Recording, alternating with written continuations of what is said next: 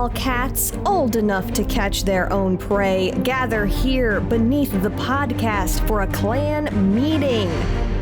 Welcome to Paws and Clause, a podcast where we read the Warrior Cats books in chronological order. I'm Scout, joined by my co-host and adventurer about town, Jill, and today we will be discussing A Vision of Shadows, Book 4, Darkest Night.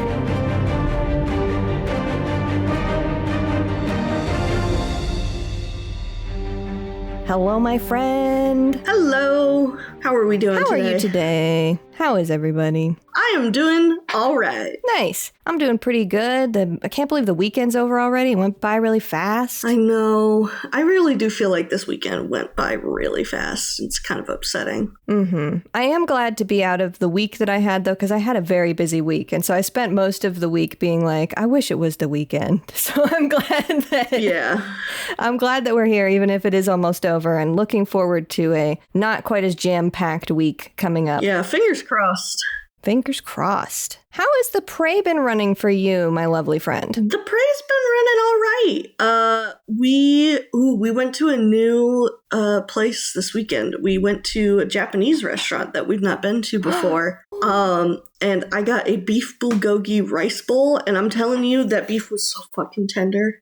It was that sounds really good. It was so good. There's a pizza place around here, like a Korean pizza place that does a bulgogi pizza. Oh, I want that. It's really good. I want that. If you and Eric ever end up traveling out this way, we will definitely get bulgogi pizza, and we'll go to the boba place that's right next to it and get some bubble tea. Yes, we will be visiting one day. Hell yeah! But yes, one day. What about you? How's prey been running for you? Prey's been running pretty good. I do have to report, I am at war with water today, and this is because I committed the sin. The sin, which is I knocked a full glass of ice water over onto the ground, and then I had to clean it up.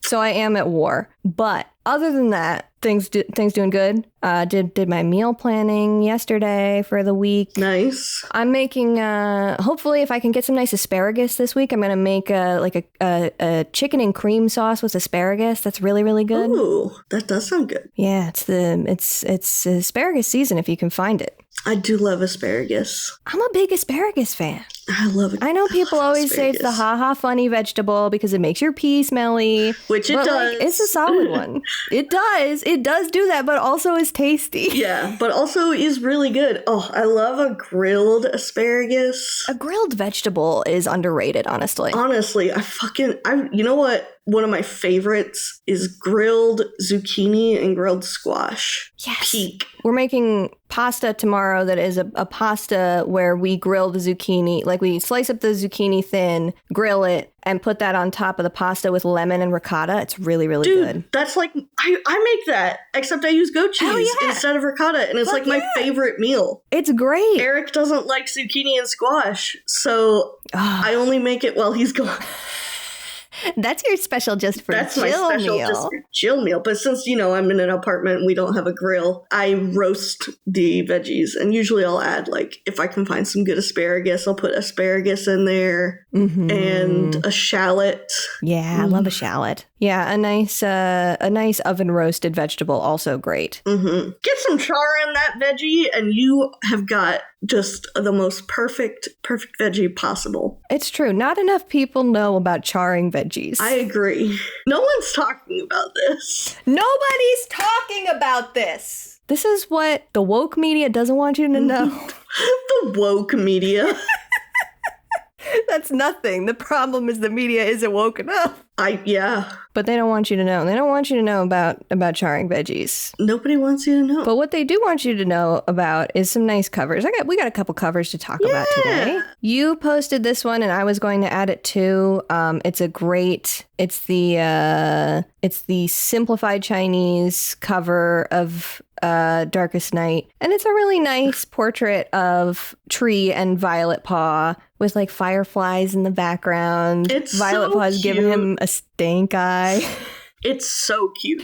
It's really cute. I'm excited to talk about that whole thing. I think their introduction to each other in this book is really cute. I really like the soft blues of the background for this, especially in contrast to the yellow fireflies. Yeah. And like Violet Shine's eyes are sort of the same color as the fireflies, really popping nicely. Yeah. I also found, looking at the warriors-official-art.tumblr.com Tumblr, a Taiwanese trading card with Violet Paw on it. I just think it's fun when they do trading cards for the warrior cats. I agree. I wish we had them in America. I know. I would fuck hard with the TCG warrior cats. Can you imagine? TCG, I would go pretty hard. I am not gonna lie. You got all the characters, but you've also got stuff that's their moves in battle, like Death from Above, and it's a card of all the ThunderClan cats like jumping down on a patrol from the trees. Oh man. Somebody should hit us up. I would love that. I would love to do art for a TCG in general. If it was a Warrior Cats one, more the fucking merrier. Let's go. Let's fucking do it. And then the other one that I liked is the traditional Chinese language cover, which is just a nice Violet Paw hanging out in the middle of the night. I like the extremely monochromatic look of this one, where it's basically just black, gray, and blue for the whole thing, with a little bit of yellow in her eyes. It's nice. Just her in a field. Really nice painting. It's just really cute. Loving the Violet Paw love on these. Yeah. I'm enjoying getting to see some Violet Paw. Other than that, I just wanted to shout out the, it is July. Art Fight is going on, and I did decide to participate this year, and a couple of our listeners have also been participating, and it has just been a blast to draw some warrior cats, and I've gotten a few revenges with beautiful Skystripe, which has been just lovely to see my sweet warriors OC from forever ago get love. That's so wonderful. I love that so much. I have been having a delightful time seeing the artwork that you have been doing for Art Fight.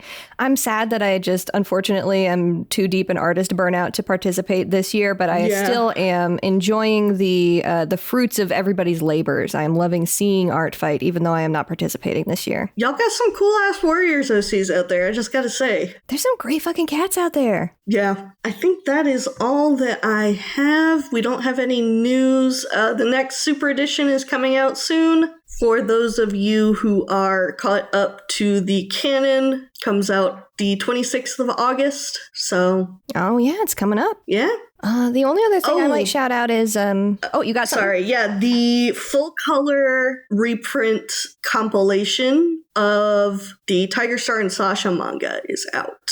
Whoa. Oh, I would be really interested to see what that looks like in color. Well, great news. You can find some stuff on the internet and the Warriors Wiki. But yeah, that just came out. I totally forgot they were even doing that.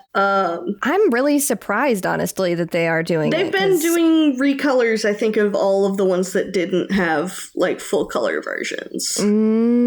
Oh, this is a fully, like, different artist did the cover for this one. Interesting. Yeah, I think the cover definitely got redone, but all of the, like, original art is right, the same. Interiors are the same, but with color, yeah. Well, I like this coloring here. Glad that they, I think she already was, but I like to see anytime we see Sasha as a point cat, with point markings. And she looks pretty good here. Tiger Star is fucking staring at me. I know. He's got like a...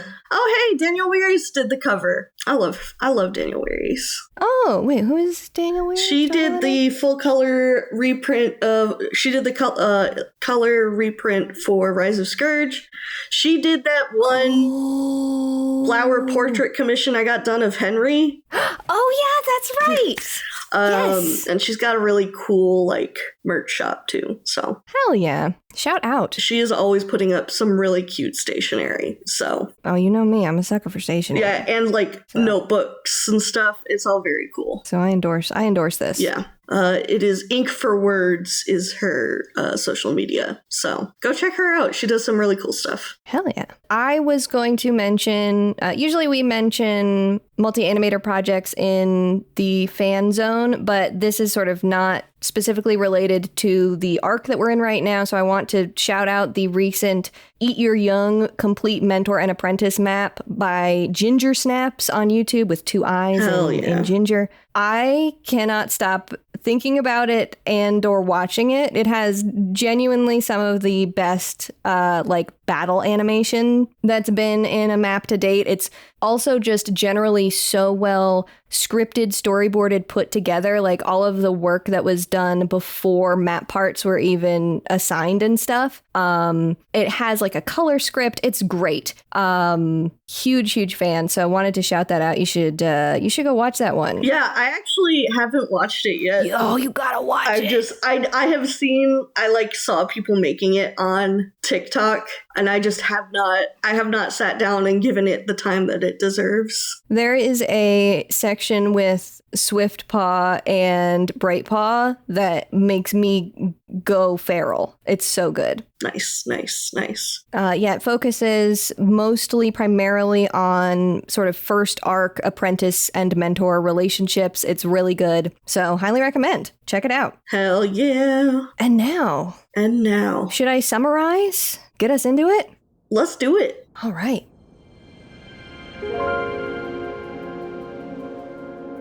Darktail may be gone, but his death alone has not spelled complete serenity for the clans around the lake. Misty Star, with lingering feelings of discontent over the losses RiverClan faced during the conflict with the kin, closes her borders, shutting off communication entirely. SkyClan, meanwhile, still needs territory. Rowanstar, his ranks depleted, offers them land in exchange for an alliance. The once omnipresent force of ShadowClan remains on the verge of unraveling, with Tigerheart's work as deputy the only thread stitching it together. But stolen glances and whispered conversations with Dovewing suggest his loyalties might be more divided than they seem. Twigpaw and Violetpaw make the choice to join SkyClan with their father, but while the choice was simple for Violetpaw, Twigpaw finds the adjustment much harder. Though she passed her warrior assessment in ThunderClan, she remains an apprentice in SkyClan, under the stern tutelage of Sandynose, who questions her loyalties at every turn. She at least finds a friend in his son Finpaw, the two growing almost inseparable while she keeps him company during his convalescence after a falling tree branch cost him half his tail.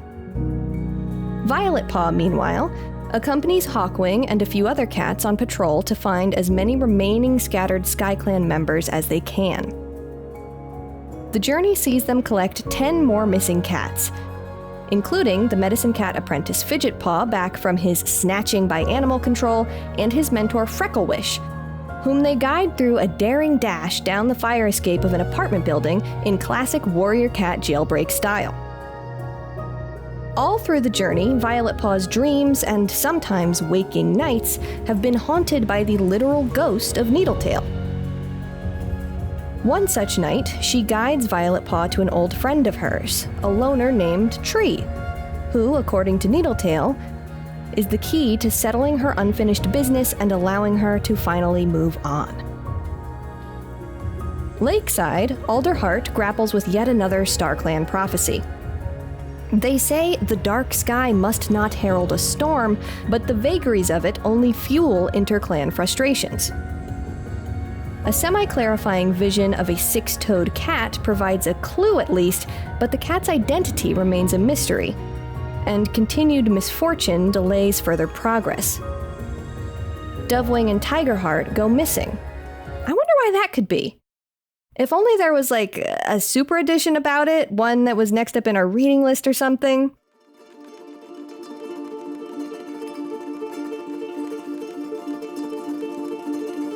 In Tigerheart's absence, the last of Rowanstar's will to lead slips away. He dissolves ShadowClan into SkyClan, handing over the rest of their territory and warriors to Leafstar and rescinding his leader suffix. Meanwhile, the rainy season hits ThunderClan hard once again. A mudslide sends rubble tumbling into the camp, forcing an evacuation and killing the warrior Snowbush, who survives initially with a broken leg but dies of infection a few days later. As SkyClan busies themselves expanding their camp to accommodate their new former ShadowClan members, the patrol returns, Tree in tow. While he is initially met with hostility, Puddleshine notices something important. The newcomer has 6 toes on his hind paw. But before we resolve that, it's finally time for Violet Paw and Twig Paw's warrior ceremony. Except, instead of joy, Twig Paw finds herself full of dread. While her sister receives the name Violet Shine, she interrupts before she can be named a warrior of SkyClan, because she doesn't want to be a warrior of SkyClan. With sudden clarity, she realizes that while SkyClan is her kin, ThunderClan is her home. The declaration is met with a mixed reception, but ends on a high note as when she moves to leave, Finpaw follows her, explaining that he doesn't care what clan he's in. What's most important is that he's with her.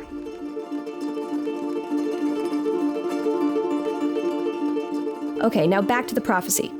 The Medicine Cats and former ShadowClan members meet with Tree by the lakeshore. Using his powers as a cat medium, he pulls the restless spirits of Darktail's victims into view, giving them a moment of reunion and a chance to share their message with their families. Some of their clanmates retreated with what was left of the rogues.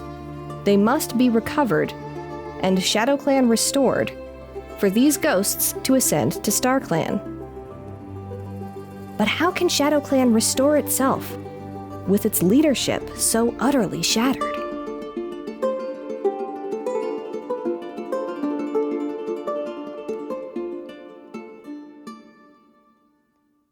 And we're going to find that out in the next couple of books. We sure are. Some wild shit happening. Yeah. The thing that I think is really fun about this book is even though we aren't reaching the high octane levels of violence and conflict, of like battle conflict and stuff that we were getting in the previous book, going into this one, I had been a little worried that it would feel deflationary, but I had a blast reading this book. Even though the drama in it is different, I feel like all of the characters remain so strong and interesting, and the political conflicts that we're seeing and the interpersonal conflicts that we're seeing remain so well drawn that it keeps me in, even though the action is very different. Yeah, I really enjoyed it. I had a good time. Just a lot of interpersonal drama. It is crazy. I really loved how even early on we get like some nice Ivypool and Twigpaw interactions of Ivypool like apologizing to Twigpaw for like not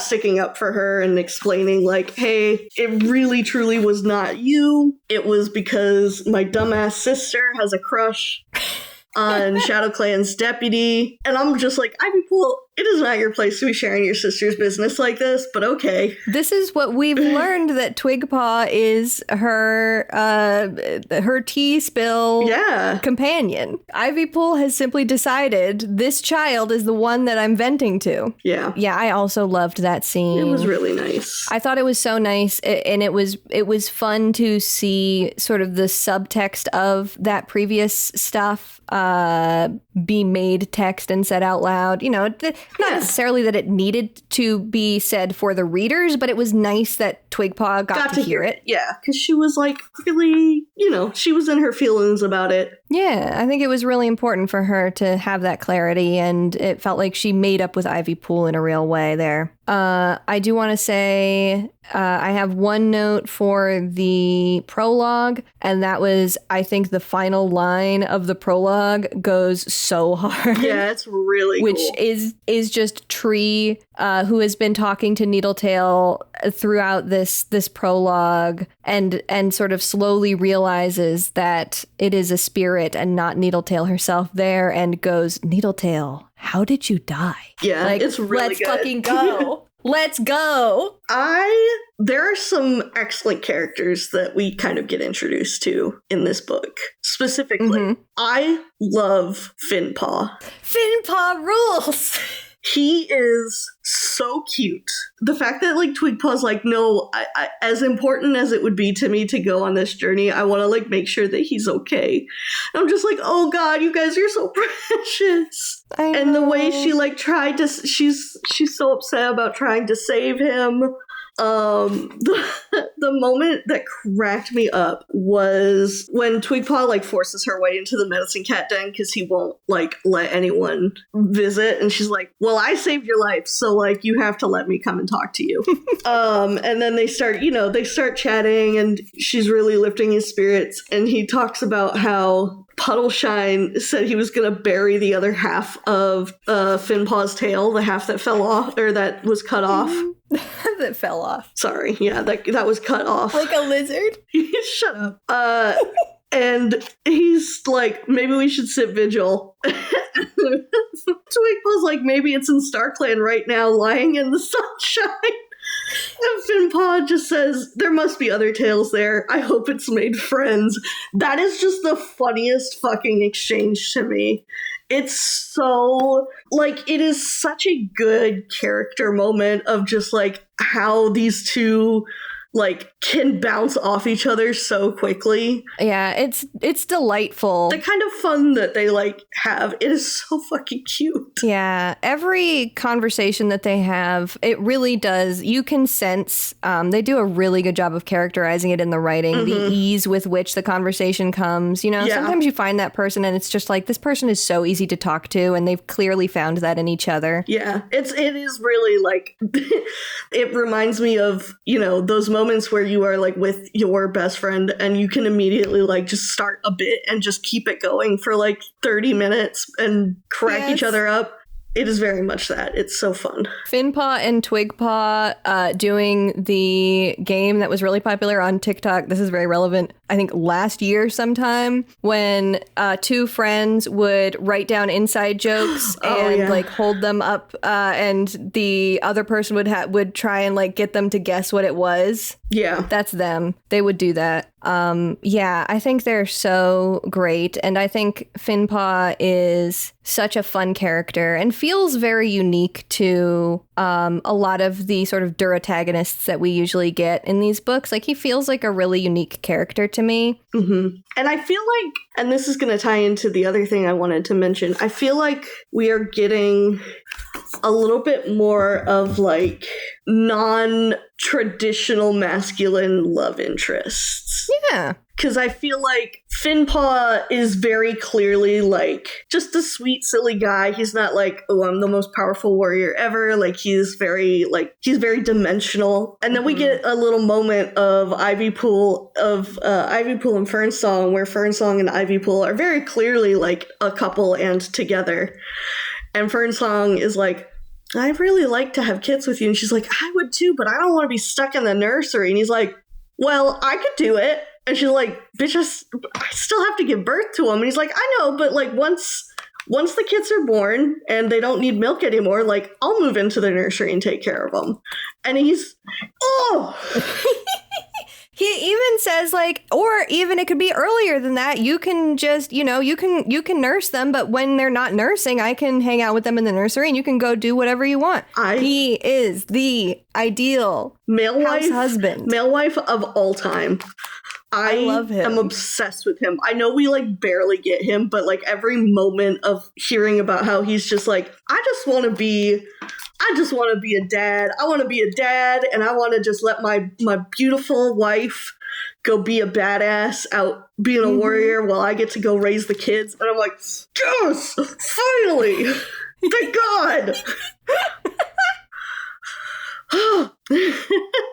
It's good. It's really good. And then, of course, we also have Tree. Tree, yeah. I would even say that, you know, Alderheart isn't a love interest, but he is a main character here. And I think he's also a really good example of a non-traditional masculinity character. Yeah. But Tree is, you're so right. What was the note I wrote about Love Tree my guy, Tree. What I wrote is, there is such a special matter-of-factness to him that really speaks to me. He really takes everything at face value and with such earnestness that I think it's really important. Like, he really does just say, well, I mean, Needletail says that this will help the clans, and you seem to think it might help the clans. And so if I can help the clans and like make some kind of difference, then yeah, I guess I'll come with you. And that perspective, the very go with the flow-ness of it, yes, I think is really strong. The meeting between him and Violet Paw is so, like, this is such a good scene. It's good.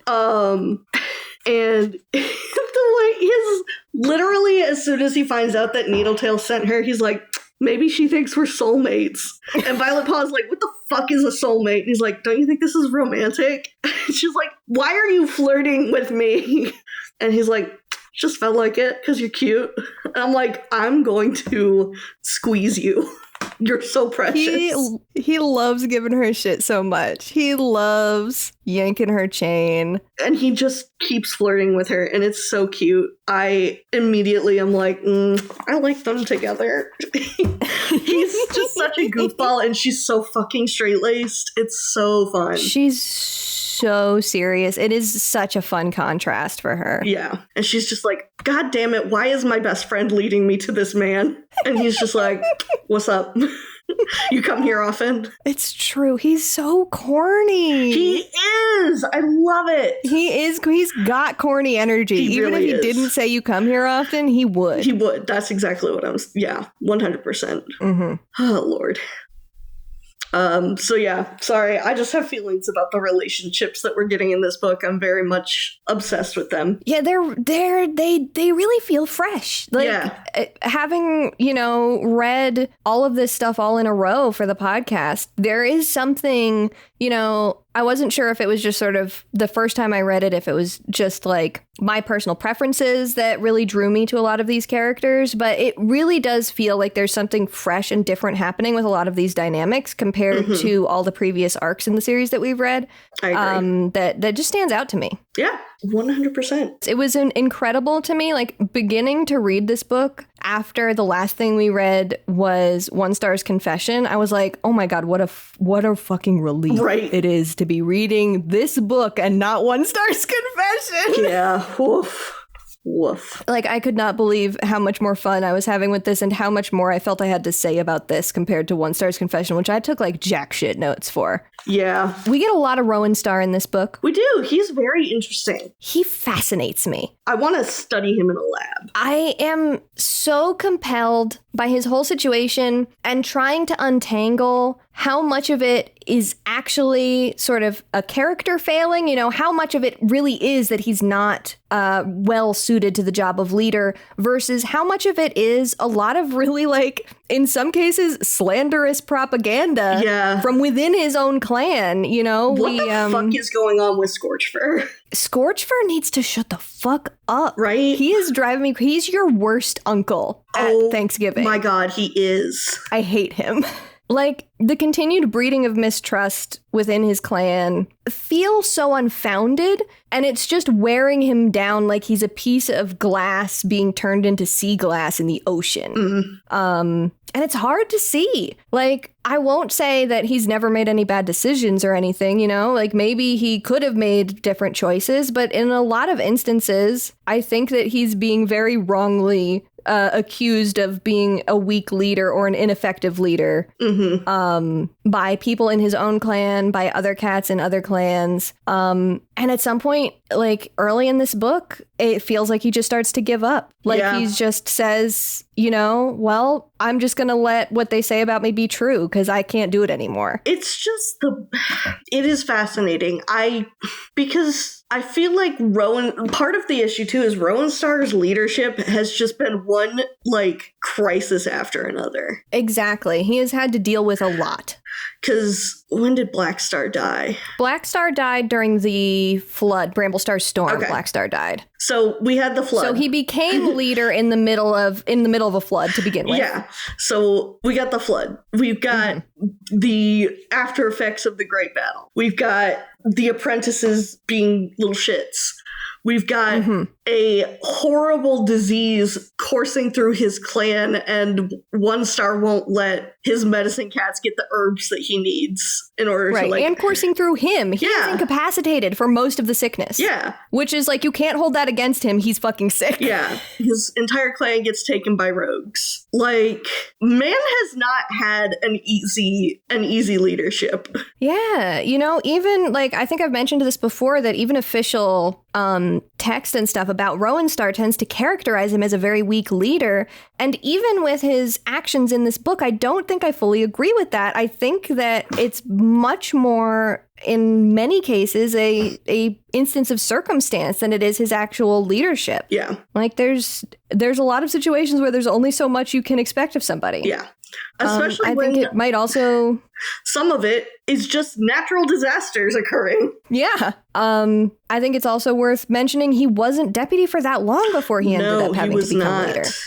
Because Russet Fur died not, like, in the same book as the Great Battle or the book before, like, not very long before the Great Battle. And I think it was during the Great Battle, right? No, Russet Fur died before the Great Battle because it was a weird death during a skirmish over the campground. Yes, because... And Lion Blaze squeezed her too hard and she was too old and she died. That's right. Yeah, and Russet Fur was there for a long time. Russet Fur was the deputy of ShadowClan from when Blackstar became Blackstar until that, which was like 3.5 arcs or something. Yeah. It was a long ass time. Man, I always forget that Russet Fur used to be a rogue. Yeah, Russet Fur is a really cool character. Or not a rogue, a loner. Mm-hmm. Yeah, terminology. Come on. Yeah, sorry. We do have to clarify it in this book because they do talk to Tree and they're like, "Are you a rogue?" And he's like, "Oh, no." And they're like, he's a loner because he doesn't bother people. It's really good. I do like the semantics of that conversation. And even Tree at one point is like, Violet Paw says I'm a loner. Yeah. I don't really know what's going on. I'm just a guy. Violet Paw says I'm a loner. I'm just a fucking guy. I'm just sitting here. Bro, I'm literally just sitting here. Speaking of leaders, though, I do want to just give a quick shout out to Hairstar. Hairstar's killing it. I think he's doing some good job being Wind Clan leader. Really solid first paw forward in the opening gathering where he immediately de-escalates something, says something very intelligent and smart about one of the issues, and like is really cool about River Clan sort of, you know, closing their borders and retreating. And not very long after that... And maybe he shouldn't have been so cool about that because they do kind of turn back on their word, but that's okay. Yeah, but he couldn't have seen that coming. No, for sure. He was definitely like very... In the moment, it was a very good idea. I am not trying to judge him. Mm-hmm. I am simply judging whatever the fuck is going on with Misty Star. I never know what's going on with Misty Star because there's no consistent characterization with her. It's true. Like there's no saving it at this point. Whatever she does, I'm just like, yeah, sure, that's Misty Star behavior, I guess. Yeah. But not very long into the rest of the book, there's another moment where Hairstar has a very cool moment of being like, yeah, you can gather herbs on our anything that you need. Yeah. You can gather herbs on our land. It's like, yeah, hell yeah, dude. He's really like he is definitely stepping up and trying to be the leader that Rowanstar should have been. Yes. I hope we see that continue. I hope that he doesn't immediately deteriorate as soon as the authors need some sort of conflict. Yeah, please. Hairstar, I'm rooting for you, babe. Hairstar, don't blow this for us. Prove to us that you were worthy of the Horseplace Blunt rotation. Come on, you can do it. My next note is, explain to me how in like 2 pages, Hawkwing's recounted memory of Pebbleshine gave us more characterization for her than she got in Hawkwing's journey or in her own novella. Yeah, that's crazy. Crazy work. It was a really well, like, efficient storytelling, to be clear. Like, yeah. That's an exceptional piece of writing, I think, from Kate Carey and from the story team there. But why was, like, they did so much there. Yeah. And they have 2 whole books. Nothing. Yeah. Nothing. They gave us nothing for 2 whole books that we read. I don't get it. I did think it was funny that it's narratively inconsistent with like every other part of like Hawkwing's journey and Pebbleshine's Kits also. Yeah. Which it didn't need to be because Hawkwing, well, I don't know about, I think Pebbleshine's Kits came out after this, but Hawkwing's journey came out a whole year before this book did. And you can tell that with a lot of this, like there is really pretty solid consistency with like where each continued missing SkyClan cat is. They match up very consistently with what was happening in Hawkwing's journey. Mm-hmm. So you can tell that they were referencing back to that text when they were writing this book, but just decided to ignore the whole thing about how like Hawkpaw and Pebblepaw were rivals. And also that Hawkwing isn't actually that much older than Pebblepaw. Like it's funny the things that they decided to be really consistent on versus the stuff that they were like, no, don't worry about that. Yeah. There was one inconsistency that really threw me off, and that's how there's a moment, this is not related to Pebbleshine, but just generally inconsistencies in this book.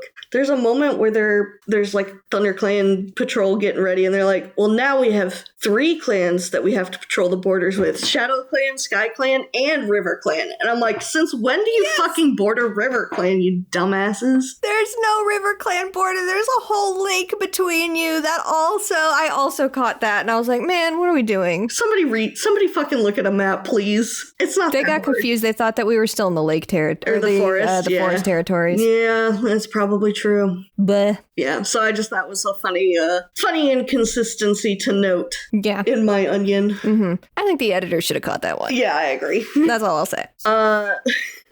Shout out to the motorcyclist who got hit by a car in order to not hit Violet Paw. I know! They caused a collision! Like, me too. I would too. If there was a cat in the road and the choice was run over the cat or cause a car crash, I'm probably causing the car crash. Yeah, it's true. But thinking about that scene from the human perspective was so funny to me. And she like locks eyes with the human too. It's so funny. Does! It's so funny. It's like they're staring each other down. So like, while that was a slightly harrowing moment, it was also kind of funny to just have them be like watching the fucking car crash. Mm-hmm. Yeah, it's comical. It reaches comical levels how long she sits there. Like, I understand the freeze response, but also she sits there on that road for a long time. Time, expands. Yeah. For her moment there. Oh, man. The next note I had was something Twigpaw said. Twigpaw said, she'd hung out with Alderheart long enough to know no cat was cured by loneliness. I understand that this is meant as like, Alderheart, a medicine cat, gave Twigpaw this advice about cats recovering from injury and illness when Twigpaw used to like be around his feet in the medicine den. Mm-hmm. But immediately my instinct was like, damn, Alderheart catching strays from Twigpaw about being a lonely man. Oh no. Fucking tiger dove. Yeah, that is my next note, but I'm gonna skip over to Alder and Spark real quick since we were just talking about Alderheart. Yes. Oh yes, because I was kind of pissed off at Sparkpelt. Yeah, tell me about that. I agree. It just feels so out of nowhere for her to just be like, yeah, fuck SkyClan, actually. Yeah. And the way that she's so rude to Alderheart about it, like when she should know, given everything he has done for SkyClan, she should know like how much this means to him. Especially, like, he fucking raised that child. Of course he's going to be sad that she's gone. But, like, she's just a bitch to him. Like, she's just like, well, I don't think the SkyClan needs to be here around the lake. Like, as if that wasn't the entire fucking point.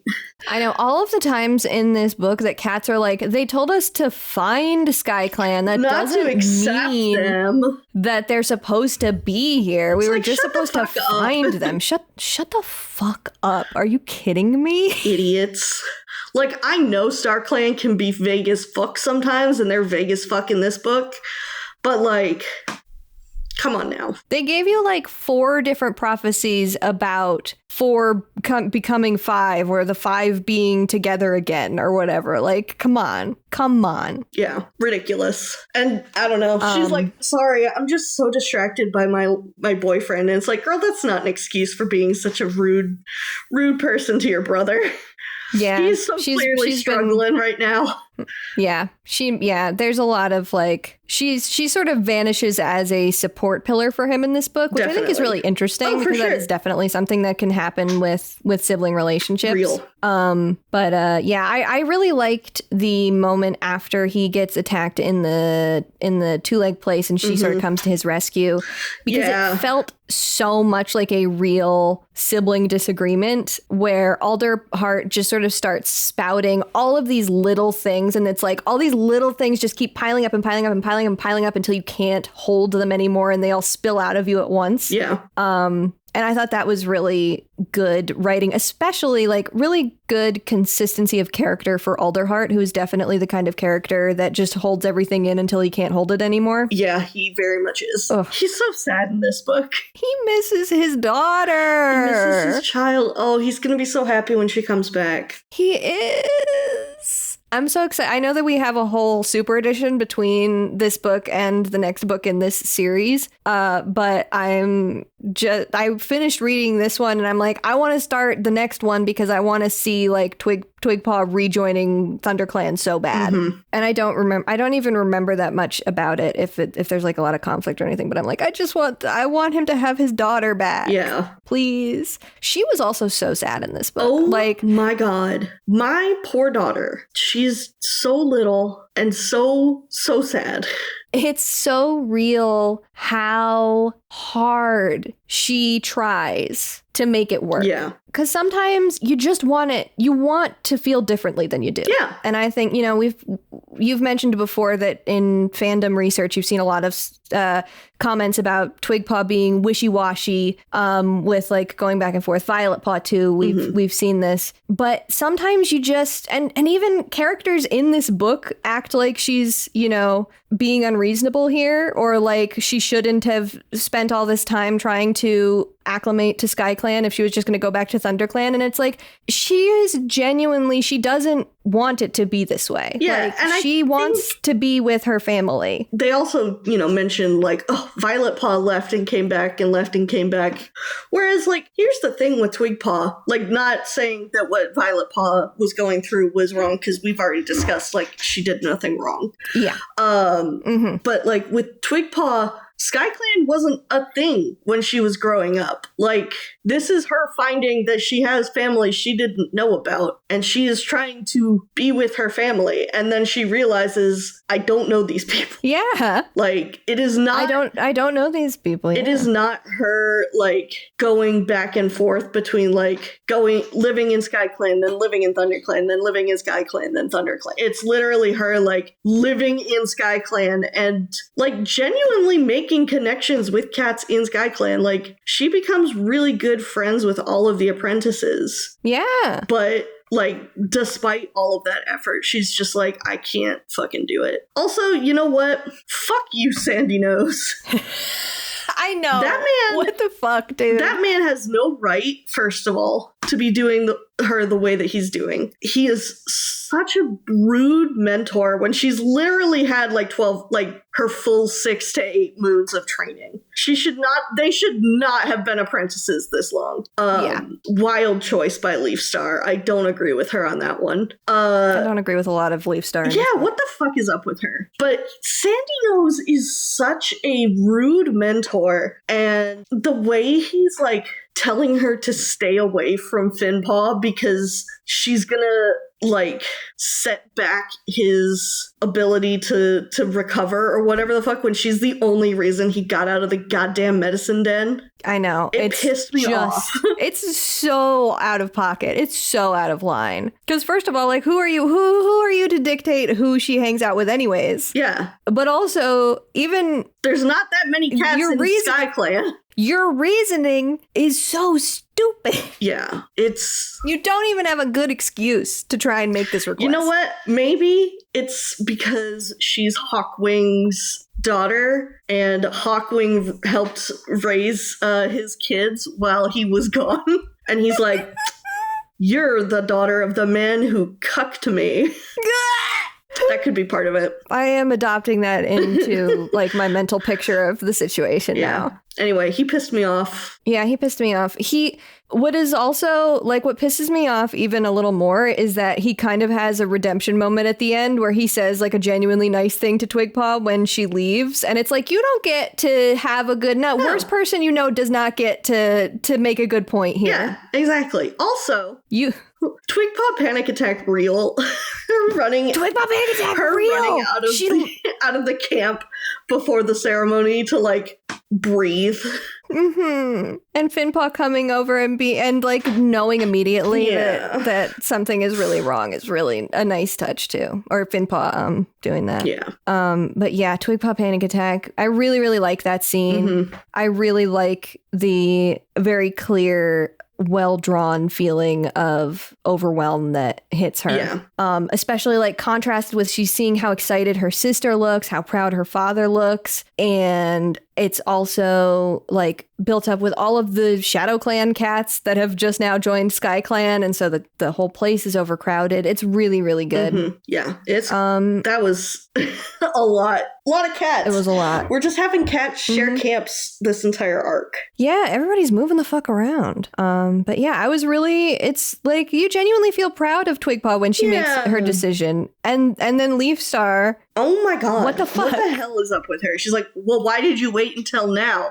It's like, would you rather her have become a warrior and then left? Like, come on now. Yeah, she literally like kicks her out. She's like, well, then you should leave if you're not going to be here anymore. Like, Leafstar, what the hell? Yeah. What is this? Where is this coming from? Especially as, like, as a cat who has been there since Sky Clan's inception and knows, like, you know, Sky Clan had the Daylight Warriors and she was chill with that. And Sky Clan has been non-traditional the entire time. So, like, maybe a little bit of empathy would be nice. Yeah, she literally has seen, like, she has had to deal very directly with split loyalties with the Daylight Warriors. Mm-hmm. Like you said, that's a really good point. The thing I also thought of was the whole arc about her own split loyalty between her kits and her duties as clan leader that she had a whole manga about. Yeah. Like, it's totally really weird characterization for her here.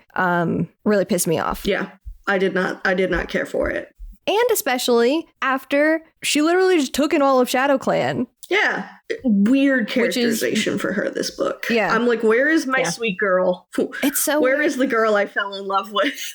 It's too... I don't like it. Yeah. Unhappy. She had some fine stuff earlier where she, you know, like cooperated with the other clans and stuff. But in this particular instance, it stuck out so much to me as just like completely, what are we doing? Mm-hmm. Do you want to circle back to Tiger Dove for a few minutes? Yeah, let's talk about Tiger Dove. Whack that this is where Tiger Dove is like moving forward. Wild shit that this illicit romance is just background. I know, it's so fun. It's so fascinating. I love it. It is so fascinating. And Twigpaw and Finpaw coming across Tiger Dove meeting, and she's just like, I think we should go. And I know we don't need to hear this. I know part of it is like to keep us in suspense, and I know part of it is like to kind of give Twigpaw that moment of like plausible deniability. As an adult reader, I do also think it's because Tiger Dove were about to hook up, and she's like, no, I don't need to be here. Oh my god. Yeah, the note I wrote was Twigpaw saying this isn't our problem. Make it your problem, Twigpaw. I want to hear the tea, Twigpaw. Yeah. Let me overhear their conversation.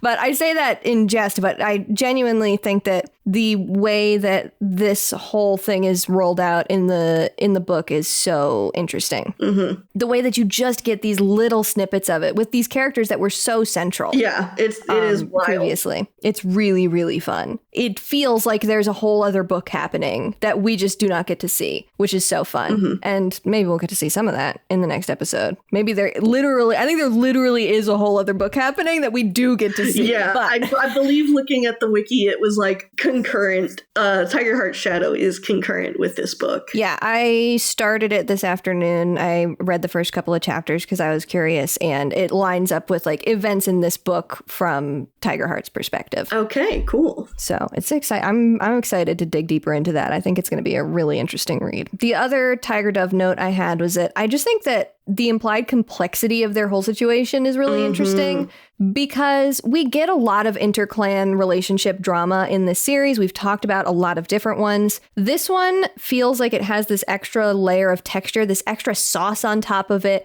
because it's not just about can we be together? It's about like, can we be together while I am single-handedly holding my society together with duct tape and chewing gum? Like Tigerheart is the last bastion. He's like the only point of sanity in ShadowClan right now, and he's like, I'm trying so hard to like not drop everything and go be with my girl. Yeah, he's like, I love my girlfriend so much, but also everything is falling apart. Yeah. And I don't know how it will be fixed if I'm not there. Yeah. It feels like... and then he's not there. Uh-oh. He does go. Rat-row, Raggy. I was reminded of sort of what they tried to do with Bluefur and Oakheart, but that was such an isolated situation with Thistleclaw, where this is an ongoing crisis, which I think is what makes it work so much better for me. I agree.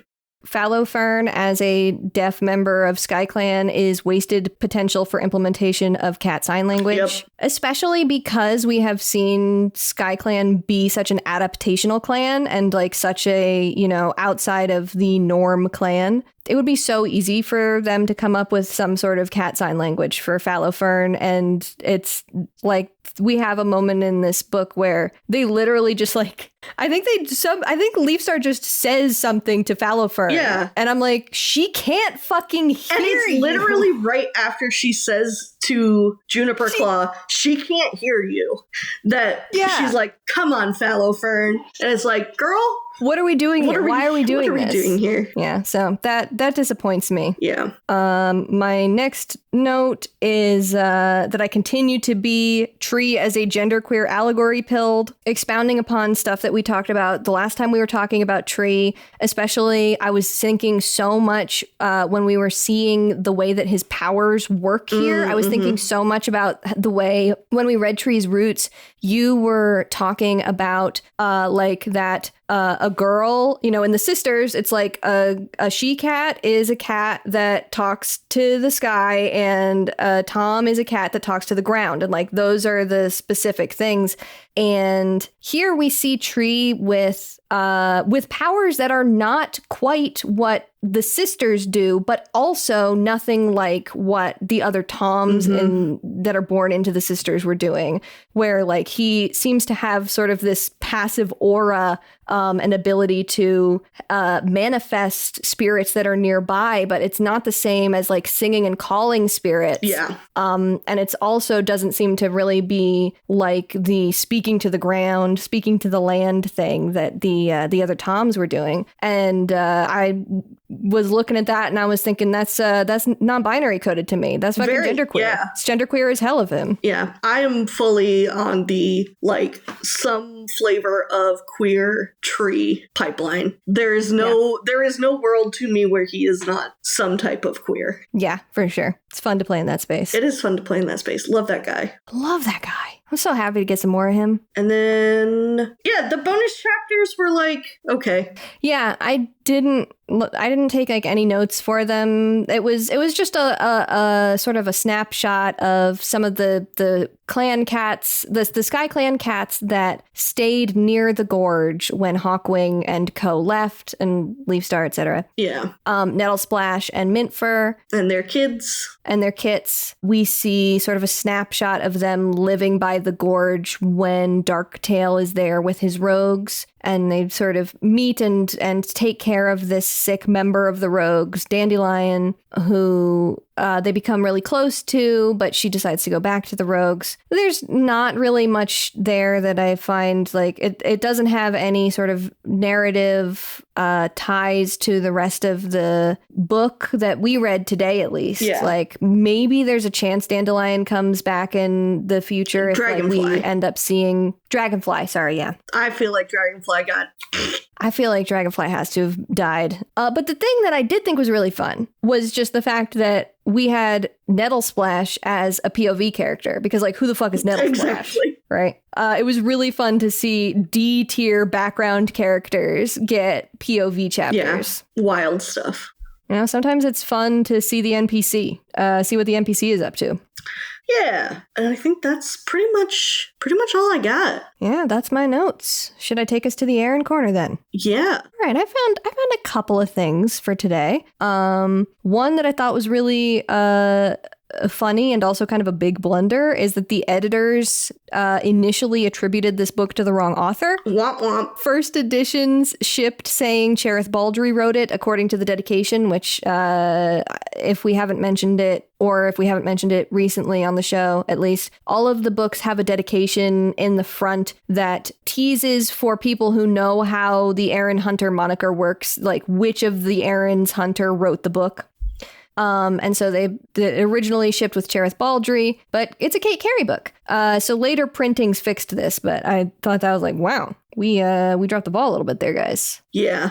And then while I couldn't find any statements about like the writing of this book specifically from Kate Carey, I thought it was worth circling back to the fact that this is the first time that she has gotten to write SkyClan at all. And I think overall she did a good job. I think we had some great SkyClan stuff in here, but also I do wonder if some of the missteps that I felt with like characterization of Leafstar and some of the sort of dropped balls with the ideology of SkyClan in some places might be partially because of Kate's lack of experience with the characters up to this point. Mm-hmm. That tracks. But it's interesting that she's finally gotten to write one. I think it's a long time coming, for sure. Considering the pace at which they write these books. So I thought that was fun. And then the last thing I found was, and this might be something I've mentioned before, but I ran across it today, a quote from Kate via the third of the Hunter chats that she and Cherith both write about 6 hours a day. Damn. I know. And I know it's their job, like it's their full-time job. So 6 hours a day for a full-time job, like even a creative job, like it makes sense on paper, but damn, even if it was my full-time job, I'm not sure if I could do 6 hours a day of writing. So more fucking power to them. That's a lot of writing a day. That's a lot of writing. Like, no wonder they're able to crank these things out. Yeah, they must be able to lock the fuck in. I wish I could lock the fuck in like that. I know, I wish I was built like that. That's what I got for the Erin Corner. So why don't you take us to Sharing Tongues? Yeah. So Sharing Tongues is a little interesting today. There's not a ton because what a title for a book that makes it so goddamn difficult to find things. A small list of things that I got in the Tumblr tag instead of warriors. An incomplete list, if you will. Apparently, there was a very fan favorite episode of the How to Train Your Dragon television series that was titled Darkest Night. So there was an awful lot of How to Train Your Dragon content. Someone doing a Clan Gen comic with their character named Darkest Night. Some Facebook Momcore quote posts about hope and all that stuff. Oh yeah, always darkest before the dawn. A Batman AU where the reader of the fic is Batman. So it's not just that it's first person. It's that you are Batman. You the Batman. reader, are Batman. Yes. All right. There's apparently also a horror podcast called Darkest Night, and a Molly Ostertag book called Darkest Night. So there were quite a bit of unrelated things that I sifted through to get our very few little gems here. This one from Slaying Absolute Penis. You added this to the doc while I was in the middle of writing the summary, and I stopped writing the summary and came down in the doc to write Slaying Absolute Penis. Yeah. It is pointing out a part of the allegiances at the front, where all of Blossom Falls kits except Shellkit, are given descriptions. It's so funny. I noticed this too. Yeah, it says, what kind of crimes did poor Shellkit commit to not deserve a description? Broken heart emote. Why did they do that? They don't even list a gender. It's just Anne Shellkit. Yeah, it's there. A screenshot from T for Tawny Claw. It's supposed to be like T for T, Tawny Claw. You know, you get what I mean. It is a screenshot of the meeting between Violet Paw and Tree, and it says Tree has what the kids call Riz. Violet Paw and Tree's meeting is like those Hallmark movies.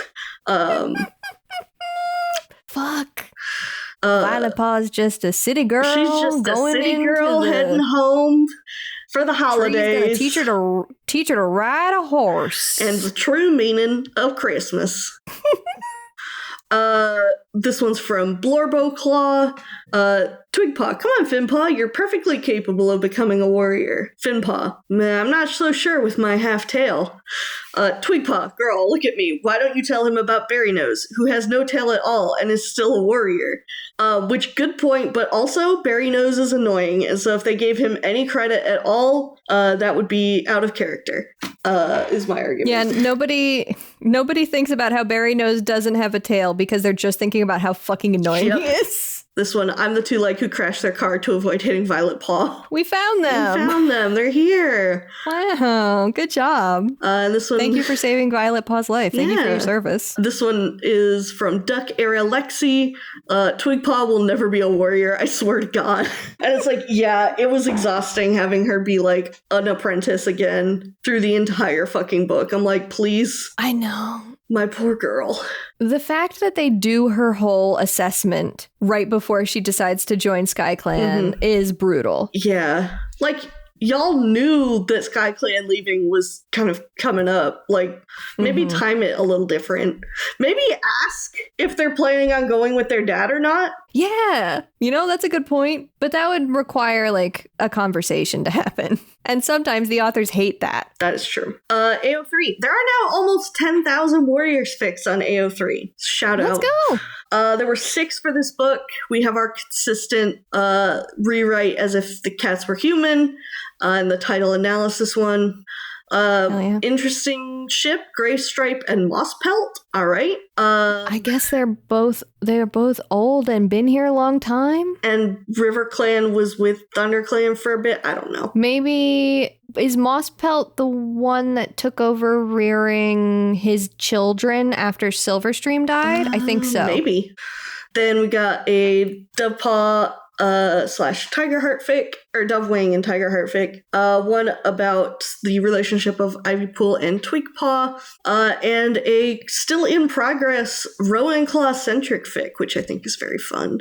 Hell yeah. Looking up some of our ships, we've got 74 for Dove Tiger, 14 for Tree and Violet Shine, 4 for Twigpaw and Finpaw, and 34 for Fernsong and Ivypool. Hell yeah. You found a Lay All Your Love on Me Tiger Dove map, which is awesome. I love it so much. The only other thing I could find for Darkest Night was a cute speed paint of Alderheart, Violet Shine, and Needletail all reuniting with her as a ghost. It's really sweet. And then Storygraph, we got 3.91 stars and 462 reviews. They really review these books. They do. There's some mentions of how hard it is to follow up Shattered Sky, which I agree. I feel like if you are here for the action, this is not a, exciting follow-up. This would have never happened with Black Star. This shit is falling apart, OMG. And Tree, my best friend Tree. And that was the review. Tree, my best friend Tree. So I ghosted at that one. Yeah, you did. So not a ton of exciting content out there for this book on the fandom side, but you know, some fun things to kind of point out. definitely not as, like, it is definitely not feeling as beloved as Shattered Sky, which, like, it's, I mean, that's a hard thing to follow up. Yeah, it is a hard thing to follow up. And I think that it's still really fun, but definitely, like, isn't hitting there's just, like, so much in Shattered Sky that you just got to give it to him, you know? Considering what happens with Black Star and Soul, I would argue maybe it would have happened with Black Star. Yeah, I agree. I think we're giving Black Star a little too much credit on this one, but yeah, I mean, I'm a known enjoyer of Black Star. We love him. But he's a fail boy. He is. And that's pretty much all I got for the fandom side today. All right. Shall we talk about our Warrior Cats of the Week then? I think we should.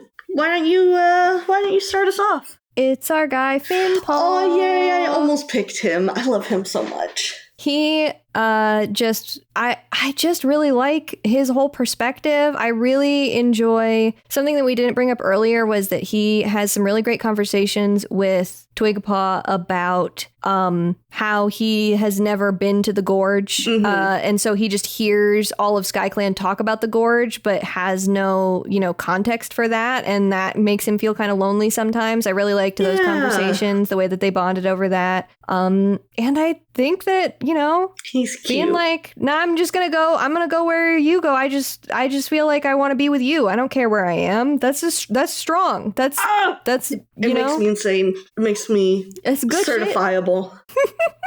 I love him so much. He's just a little guy. He's just a little guy. How about you? I picked Tree, my friend Tree. Tree, our friend Tree. I love Tree. I just think he's such a quirky guy. I loved his intro scene with Violet Shine, where he's being a big old flirt and she's just not having any of it. I just thought it was a fun little scene. I loved it a lot. It's great. I love how unbothered he is by how bothered she is. Exactly. It's so good. Like, he doesn't push it, but he also, like, doesn't let it affect him. Yeah, doesn't back down. Exactly. Yeah. He's just, like, steady as a rock there. He's a great guy. Steady as a tree. Steady as a tree, one might say. One might say. Good picks. Honestly, love both these guys. I would have also picked Finpaw. We love our silly, goofy guys. We do love a silly, goofy guy. Scout, do you want to take us out? I would love to take us out. If you have thoughts, opinions, questions, or memes to share with us, you can write to us at pawsandclawspod@gmail.com. That's paws as in what a cat has, claws as in the part of speech, pod as in podcast. We are also on Blue Sky at Paws and Claws and on Tumblr at Paws Clause Pod. Listeners who are 18 years and older can come join us on Discord, which will be linked in the show notes. We are brought to you by the TWG Podcast Network, which you can find at theworstgarbage.online. We might be getting a new show over there soon, so now is the time to check it out. Keep an eye out. Keep your eyes peeled. You can find me on Tumblr or Blue Sky at Humble Goat and see the art that I do, including our podcast cover art, at scoutwilkinson.myportfolio.com. And you can find me on Blue Sky at plot-twists or on Tumblr at antique-romantic. Our next episode will be out in 2 weeks, where we will discuss the 10th published Super Edition, Tigerheart's Shadow. Read along by buying the book from a local bookstore or checking out a copy from your local library. Until then, dear listeners, may StarClan guide your paws.